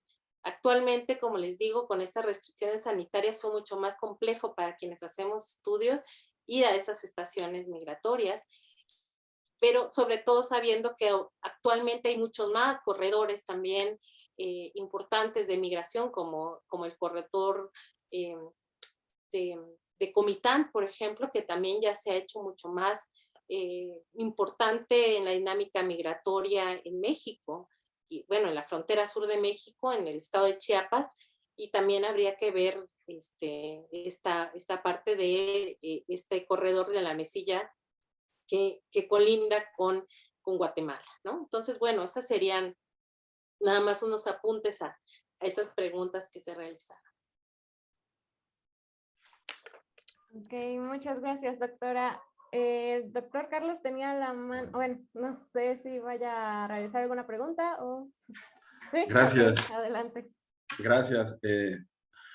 Tengo un par de preguntas ahora escuchando a la doctora Carol, y es una pregunta a lo mejor muy trillada y que nos hacemos todos los que estamos investigando migraciones, ¿no? Y que además teniendo como referentes muchos de los discursos tanto de los gobiernos nacionales como de los propios investigadoras e investigadores, toda esta cuestión del pacto social para una migración regular, ordenada y segura. Tú mencionabas hace rato que se ha hablado en algún sentido hasta el cansancio de esta aparente gestión para lograr estos tres elementos, ¿no? La seguridad, la regulación y el ordenamiento de las migraciones. Pero creo que también un reto importante, y es más o menos en la línea que comentaba la doctora Janet, ¿qué es lo que se debe hacer para vincular a diferentes sectores, no solamente para la cuestión de realizar investigación que nos permita conocer esa realidad, es decir, ponerle rostro y cuerpo a esos datos demográficos que ya existen y que nos dicen que México es un país de tránsito migratorio, de violencia contra los migrantes en tránsito y sobre todo donde mujeres y niños y niñas son sujetos cada vez más vulnerables ante el actual contexto? ¿Cómo ponerle cara a esos números con estas historias, con estas narrativas que regularmente son difíciles de conseguir porque también uno y una como investigador está expuesto digamos, al ir a estos territorios donde encontramos a población migrante que suelen ser territorios de alta violencia, criminal, entre otros aspectos que ponen en riesgo nuestra seguridad? Pero ¿cómo lograr una vinculación que nos permita ir más allá del discurso de la gestión y conocer de qué manera podemos dar recomendación de política pública para todas estas personas que están en puestos como funcionarios del Instituto Nacional de Migración y de otras agencias, que muchas veces también se quejan de que no existen datos y no existe información sobre el contexto por el cual transitan las personas migrantes, pero que justamente no acceden a esta información porque no hay una vinculación entre la academia, el gobierno y las organizaciones de la sociedad civil. Cada uno de estos actores generamos nuestras propias investigaciones, nuestros propios datos, interpretamos la realidad como nos viene en gana, comunicamos esa realidad como nos viene en gana, y entonces creo que eso es algo que está alimentando todo este discurso de la gestión ordenada, regular y segura. Yo sinceramente no creo que exista porque no hay un interés en la parte ejecutora de políticas y programas en realmente hacer acciones que permitan a todas estas personas que están huyendo, sobre todo por violencia en los lugares de origen, ofrecerles cuando menos bienestar durante su estancia temporal en México, ¿no? Entonces creo que ese es uno de los retos más importantes que tenemos que empezar a, no sé, a pelotear, ¿no? Porque eso, por supuesto, después va a tener un impacto en el tipo de acciones y programas que se diseñen, ¿no? En lugar de pensar en políticas de seguridad nacional, realmente pensar en políticas de seguridad social para los y las sujetos más vulnerables como las personas migrantes. Y en este contexto, pues te lanzo la pregunta, ¿no? Quizás pueda sonar como una receta, pero ¿qué es lo que está en la mesa y qué responsabilidad tanto la academia para generar estos vínculos y para que nuestras investigaciones realmente tengan un impacto social, ¿no? Yo digo, no sé, supongo que todos aquí somos del área de ciencias sociales, creo que es lo que buscamos como investigadores, que nuestras investigaciones tengan cierto impacto social. Ese es el objetivo de la universidad pública y de los centros de investigación que financian investigación en temas sociales. Y algo que nos encontramos y que de nuevo alimenta todo este discurso de las categorías y los conceptos que todo el mundo replicamos y usamos sin realmente tener como un acercamiento concreto a esas realidades que otros nos comunican, pues nos lleva, ¿no?, a esta bola de nieve en la cual se encuentra inmersa la academia y que también refleja el poco vínculo con el gobierno y que también refleja el poco interés que tiene realmente el gobierno nacional y los vecinos del norte y del sur por gestionar la migración. Realmente no les importa. Llevamos la mitad del sexenio y no ha habido una política específica dirigida a la población migrante, real, ¿no? Lo vimos ahora con la actual pandemia, el acceso a servicios de salud para la población en movimiento fue en algunos estados, sobre todo los fronterizos, nula, ¿no? Este aparente atrapamiento del cual también hablamos como categoría, yo realmente en algunos textos que he podido leer no entiendo cómo se puede hablar de este atrapamiento, porque la gente se siguió moviendo, siguió cruzando la frontera, ¿eh? Aunque estuvo cerrado, por ejemplo, Tijuana en el Chaparral, durante la pandemia la gente seguía brincando la frontera, por el desierto, por el río Bravo, etc. Entonces, tal atrapamiento en realidad creo que no existió como tal. Hubo otras formas de movilidad, otras formas de supervivencia, otras formas que las y los migrantes utilizaron para generar infraestructuras de protección social que el gobierno no les brindaba. Y todo esto únicamente para contextualizar esta cuestión de qué hacer para realmente acercarnos a esta utopía de la gestión migratoria segura, regular y ordenada. Creo que estamos muy lejos porque los intereses geopolíticos de diversos estados-naciones son otros. Seguir extrayendo recursos naturales de estos países donde regularmente provienen las migraciones, seguir con conflictos bélicos, seguir con conflictos internos. Nos seguimos tragando discursos humanitarios cuando en la práctica vemos cómo someten, marginan y desaparecen a cientos de migrantes en el trayecto migratorio de Centroamérica y específicamente en el tapón del Darién. Entonces, bueno, pues, ¿cuál es nuestro reto como investigadores en ciencias sociales? ¿Cuál es nuestro reto como investigadores en áreas específicas como ciencia política, políticas públicas y administración pública para atender por lo menos o entender fenómenos tan complejos y específicos como este? Gracias. Gracias. Ahora sí quisiera cambiar un poquito la dinámica porque es una pregunta que tiene muchas preguntas al interior y no quiero dejar de contestar la mayoría. Igual se me van algunas, ¿verdad? Antes de que se haga la siguiente pregunta, quisiera entonces responder. Okay. Creo que es una pregunta, multipregunta muy interesante. Primero, porque el primer reto que es en realidad lo que se nos ha presentado como política pública en ese sentido de la migración, ¿es política pública o es política gubernamental? Si nos vamos al concepto de política pública, como la política que se hace desde la base social, que atiende las necesidades de la población para la que está pensada esa política, desde ahí estaríamos hablando que no estamos haciendo política pública, estamos haciendo política gubernamental. Esto es acción, estrategia de gobierno, como le querramos decir, pero que no en realidad está partiendo de una base social o una base real. Ahora, sí yo entiendo esta parte de la investigación básica versus la aplicada. Sí, considero que hasta el mismo CONACYT nos está diciendo, ahorita aplica las ciencias sociales aplicadas, sí, pero hay, por ejemplo, zonas muy grises, como en el caso del feminicidio y la violencia feminicida, que sí se habla de la violencia en lo general contra las mujeres migrantes, pero hablar de violencia feminicida y hablar del feminicidio para mujeres migrantes es una zona muy oscura todavía. ¿Sí? Entonces, para quienes nos estamos dedicando a esto, primero tenemos que hacer investigación básica para saber qué está pasando. ¿Por qué? Porque las estadísticas no nos están sirviendo para ello. ¿Se imaginan? Una servidora le tocó y tuve el privilegio de hacer una investigación en este marco de atención a problemas nacionales. Justamente nos buscó la entonces Procuraduría de Justicia del Estado de Chiapas, porque quería que hiciéramos una servidora y 2 investigadoras más que estábamos en cátedra, un estudio sobre feminicidio. Y fue un estudio muy integral, muy complejo, ¿sí? Porque nos dieron acceso a expedientes judiciales. Claro, con sentencia de feminicidio, que son los únicos que se pueden ver. Y nos dieron la oportunidad de hablar con familiares de víctimas de feminicidio.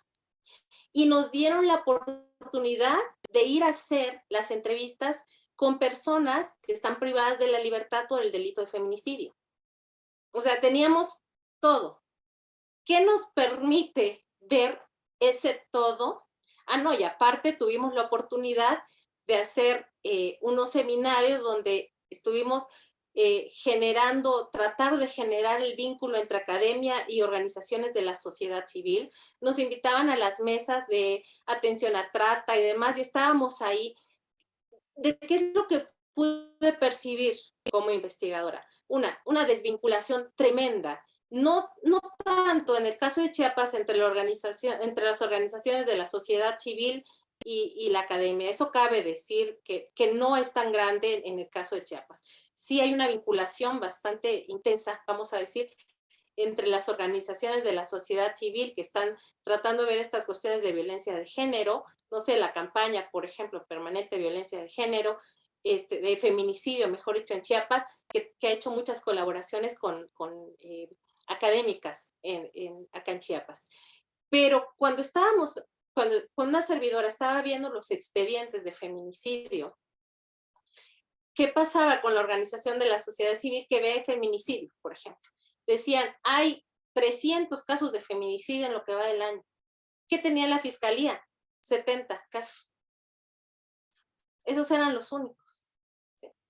Y entonces, acá viene esta situación de la sobrerepresentación y de que de repente a todo le podemos llamarle a todo violencia feminicida o feminicidio. ¿Qué es lo que pasaba? Cuando yo me acercaba a quienes estaban haciendo ese conteo en la organización de la sociedad civil, decían, una mujer que murió porque la atropellaron, pudo haber sido el ex esposo que la pasó atropellando, pero eso no lo sabemos. Entonces sí se dan cuenta, vamos desde lo muy minucioso, de lo de que entonces todo está en sospecha, ¿verdad? Cuando muere una mujer, todo, aunque haya sido un accidente de tránsito, eso pudo haber sido un hombre, no. Entonces si nos vamos desde la superespecificidad hasta qué es lo que tiene un motivo de género por lo cual está tipificado en la ley y puede ser considerado como feminicidio. Entonces estamos en polos opuestos. Siguiente situación, que tiene que ver con la falta de vinculación entre las policías, el sector legislativo, el sector judicial también, ¿sí? Que por una parte va la tipificación de feminicidio, por ejemplo, tenía el caso de una mujer que había sido la autora intelectual del feminicidio y ella no se le pudo colocar la cuestión de feminicidio porque no se tenía cómo decir que era por cuestiones de género, porque era una mujer también, cuando no se entiende el género de forma relacional. Si entendiéramos el género de forma relacional, podríamos entender que una mujer puede cometer feminicidio contra otra por una cuestión también de poder, ¿sí?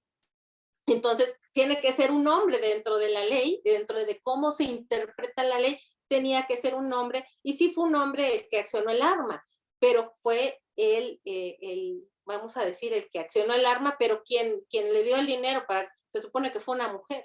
Entonces, vemos toda una serie de vacíos enormes que desde la academia, desde quienes estamos haciendo la investigación en campo, viendo los expedientes, hablando con familiares de víctimas. Cuando hablaba yo con familiares de víctimas, me horroricé. Creo que fue algo mucho más fuerte que todavía ir a los penales y hablar con una persona que está esposada, ¿verdad? Y que se considera esta peligrosidad, tener ahí al policía y a la derechos humanos, más todavía con los familiares de víctimas, cuando me hablaban de todos esos vacíos que hay en los expedientes judiciales, de toda esos contubernios que existen, la corrupción relacionada con estos expedientes, ¿sí? Desde, por ejemplo, también un hombre guatemalteco, por ejemplo, que a su hija,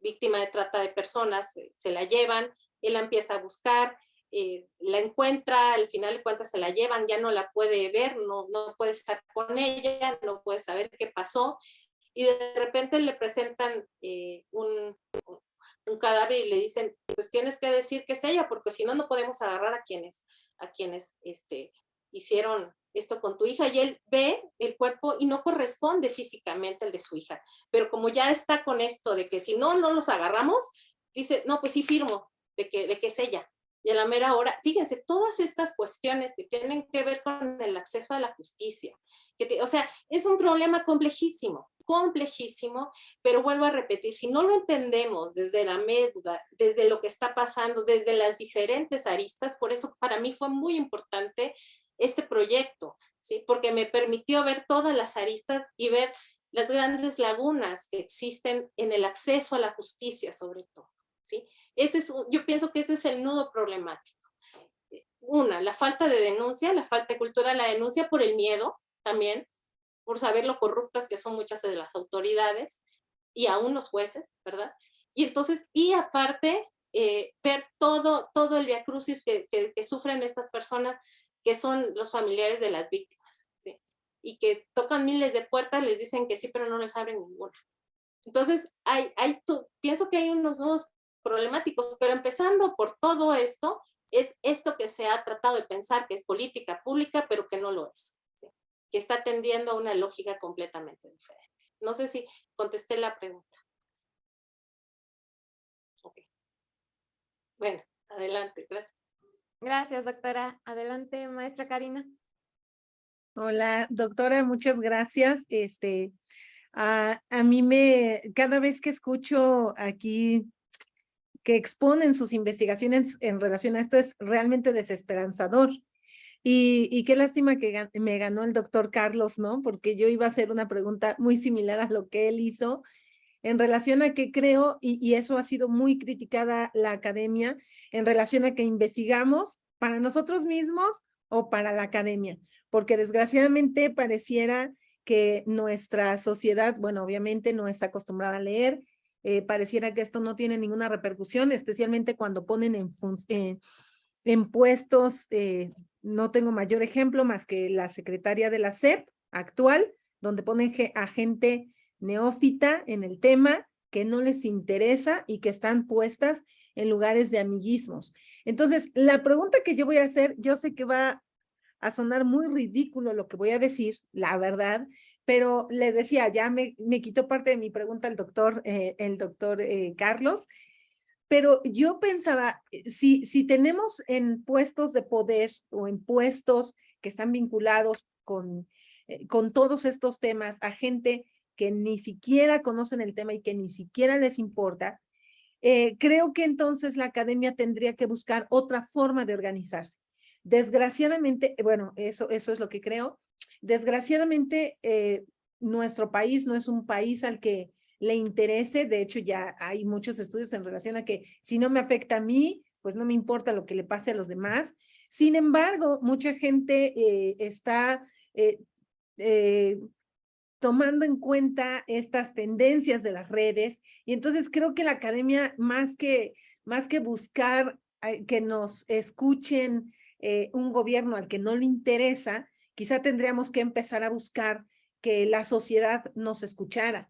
Pero tristemente donde yo veo que se rompe es que la academia produce textos, ¿no? Documentos que la gente no acostumbra a leer. Entonces creo que tendríamos que apoyarnos de la sociedad civil para que se dieran a conocer estos datos. Estas mujeres que en este momento no recuerdo el nombre, pero estas mujeres que buscan a sus hijas perdidas en Sonora, ellas utilizan mucho las redes sociales para dar a conocer cuál es esta situación. Y yo me doy cuenta que en los medios de comunicación la tendencia es a hacerle caso a lo que buscan las redes sociales. Entonces, de verdad que dicen que del tamaño del sapo la pedrada, y creo que del tamaño de nuestra población, del nivel cultural de nuestra población, de lo que leen, lo que acostumbran a ver, creo que ya tendremos que buscarle como por otro lado. Yo sé que esto va a sonar bien ridículo y hasta me pueden correr del doctorado, pero yo ya o sea, yo veo que no hay nada. A mí me llamó mucho la atención lo que usted dijo, ¿no? ¿Cómo se puede evaluar un proceso y no el resultado? Y en el caso de la investigación que yo hago tiene que ver con gestión escolar. Y en gestión escolar, la gestión escolar es para la mejora de los aprendizajes. Pero no estamos haciendo nada porque llegan los lineamientos de la SEP y se dedican los maestros a atender lo que dice la SEP y no a ver los resultados de su escuela. Entonces, eso aplica en cualquier ámbito, y más ahora que tenemos a gente que la condición para que esté en un puesto de poder es que a todo digan que sí. Entonces, ¿usted ha pensado en esta posibilidad de que la academia empiece a organizarse de manera distinta para tener este acercamiento con la sociedad? De hecho, celebro muchísimo que en un posgrado de ciencias sociales se esté hablando de el impacto de la investigación que hacemos en lo social. De verdad, o sea, lo celebro infinitamente. ¿Por qué? Porque en todas las preguntas que se han realizado en esta sesión he visto esa preocupación. ¿Sí? Y considero que justamente por ahí va la política de ciencia y tecnología que actualmente se está pensando. Con el nuevo reglamento, por ejemplo, del Sistema Nacional de Investigadores, nos dicen incidencia, incidencia, incidencia, ¿sí? Y de eso se trata, ¿no? De hacer incidencia, de dejar de ser, o sea, si es importante, vuelvo a repetir, la investigación básica tampoco la podemos satanizar, ¿verdad? Porque hay algunos momentos, algunos lugares, algunas preocupaciones, algunas áreas de estudio que se ha dicho muy poco y que tenemos que hacer investigación básica, pero siempre enlazándola con el trabajo de campo. Considero que es muy importante dejar de hacer trabajos solo desde el escritorio, ¿sí? Solo aportaciones metodológicas. Las aportaciones metodológicas que podamos hacer provenientes de lo académico, pero que abreven de la experiencia que tenemos como investigadores en campo, eso que considero que puede hacer una diferencia. Esa es una. Otra cuestión, sí, esta cuestión de las redes sociales es importantísima. Y considero que a pesar de que pues prácticamente todos los institutos de investigaciones, todas las universidades públicas tienen canales de YouTube, tienen canales de Facebook, considero que tiene que ver más bien con la cultura, con esta cultura que tenemos que ver con la cuestión pedagógica, ¿sí? De qué es lo verdaderamente relevante, de que se les enseña a los jóvenes, a los niños, hacer esa diferenciación entre sí entretenimiento, pero también algo que nutra, ¿no?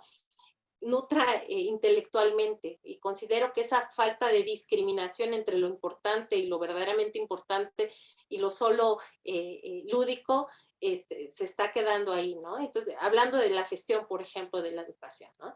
Entonces, estas nuevas formas de producción de conocimiento, como dice acá el doctor Carlos Alberto, son importantes, se han estado tratando de hacer. Pero acá viene el asunto. ¿Cómo comunicar que no vaya más allá? O sea, que no sea la ponencia. Me ha tocado ver hasta los auditorios llenos, ¿verdad? En la licenciatura donde yo trabajo. Y ahí están los jóvenes, pues están platicando. O sea, es bien importante lo que se les está diciendo, pero ellos están aquí en la platicada, en el celular. O sea, ¿cómo hacer para que tengamos una juventud, una adultez consciente de lo que en realidad está pasando? Y estas nuevas formas de producción de conocimiento y de socialización del conocimiento, creo que una de las cosas que a mí me ha servido mucho en las pláticas que voy a dar a las prepas, que a veces voy a dar a un CECID, que a veces voy a dar a otros lugares, es, por ejemplo, las infografías, hacer algo como mucho, la gamificación, vamos a decir, de los datos, ¿sí? Porque eso es lo que les permite a ellos, están muy acostumbrados a esto, ¿sí? Desde el meme, pero si le ponen un poquito de letra ya no lo leen, ¿no? Todo es gamificación, ¿no? Entonces, bueno, tal vez la gamificación, tal vez llegar a estos públicos, pero vuelvo a repetir, llegar a la escuela, llegar a las escuelas como investigadores, como investigadoras, va a ser más allá de ir a dar una plática, una conferencia, sino cómo ingeniárnosla, vamos a decir, para que esto que estamos hablando encuentre un asidero en la realidad de los y las jóvenes. Porque si no hay un asidero, no hay una significatividad en el aprendizaje y en realidad da igual que me lo digan, ¿no? Entonces, considero que hay que también promover en estas redes el debate, la discusión sobre los principales problemas. ¿Qué pasa muchas veces en las juventudes? Algunos de los estudiantes y las estudiantes con los que platico en mis clases me dicen, es que ya no queremos escuchar de tanta cosa, guerra, hambre, COVID, ya no queremos, ya mejor vemos nuestras series. O sea, digo, bueno, también es valedero, pero si ya se van solo en pura serie y ya se olvidan de que ese es el mundo que no es real, ¿qué es lo que está pasando? ¿Cómo le hacemos? Considero que ese es el reto que tenemos como educadores, como educadoras, quienes estamos también en unas licenciaturas o quienes están aquí como profesores del doctorado, de las maestrías, es cómo hacemos para divulgar esta ciencia, pero de una forma asertiva, de una forma que pueda hacer el clic, vamos a decir, el estudiante, la persona que estamos tratando de comunicarle esto. y que nosotros y nosotras podamos tener las herramientas también, como les digo, que la gamificación para mí ha sido excelente y ha permitido al menos atrapar un poco la atención de públicos que antes están reacios de escuchar, ¿no? Entonces, bueno, considero que por ahí tendríamos que ir. Creo que hay una serie de retos, ¿sí?, que van más allá de la política pública y de las instituciones, que tiene que ver con la cotidianidad y cómo nosotros podemos, como cientistas sociales, romper esos atavismos también que tenemos en nuestra propia, pues en nuestra propia práctica, ¿no? Entonces, bueno, eso sería. Gracias, doctora. Sí. Bueno, bueno, la maestra Rocío, sí, adelante. Muchas gracias, Carla. Muchas gracias, doctora Carol. Relacionado con una de las láminas en donde se exponía la cuestión del financiamiento de organismos internacionales respecto a la problemática de las mujeres que han sido víctimas de violencia y estas características que se definen en el trabajo, mi duda es qué tan práctico ha sido ese financiamiento, si se ha canalizado realmente a la resolución de la problemática, porque, bueno, tan solo en cuestión de acontecimientos que han sido evidentemente de urgencia, y pongo como ejemplo la cuestión de los sismos, cuando en el 2017 hubo un sismo fuerte en México, se volcó hacia México una ayuda internacional, se crearon fideicomisos por parte de organismos internacionales, pero también de particulares, y ese financiamiento simplemente quedó en la nada. Ese dinero no se supo a dónde se canalizó y se cubrió como de un manto de secrecía, el saber que ese apoyo económico que surgía de estos organismos y de gente particularmente interesada en ayudar, no se supo a dónde se dirigió y es como un fondo perdido. ¿Qué pasa entonces con el financiamiento de organismos internacionales que están enfocados en apoyar a las mujeres y que se supone también hacen toda una serie de dinámicas, de talleres y de acciones que procuran el frenar la violencia?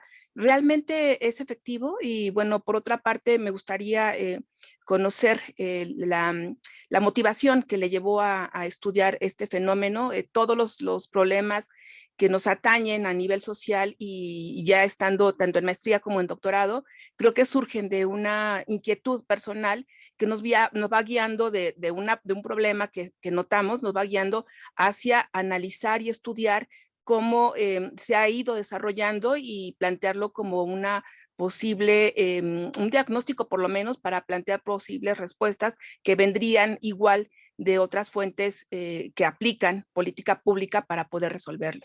Pues muchas gracias tanto a Carla como a la doctora Carol. Gracias por la pregunta. Pues es una pregunta muy interesante y que quienes hemos estado desde varios aristas, vuelvo a repetir, teniendo relaciones con las organizaciones de la sociedad civil muy estrechas, con el gobierno, tratando de participar en diferentes espacios para no quedarnos solo con la idea de qué pasa con la academia y solo analizar las cuestiones teóricas, sino que hemos estado en diferentes escalas, vamos a decir, de trabajo a diferentes niveles. Hemos trabajado, por ejemplo, este caso de la violencia. Sí es muy interesante ver qué es lo que pasa con el presupuesto. El presupuesto es como la caja negra. Sabemos lo que entra y sabemos lo que sale, pero que vuelvo a repetir, no son indicadores de resultados, son indicadores de proceso, casi siempre lo que se nos presenta.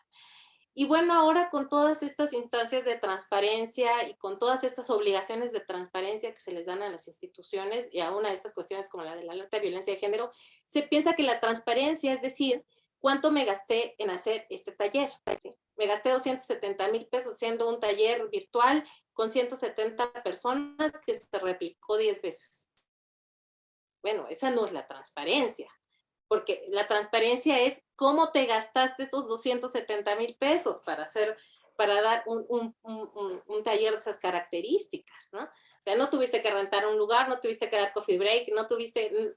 ¿Qué pasó? O sea, ¿en qué se quedó ese dinero?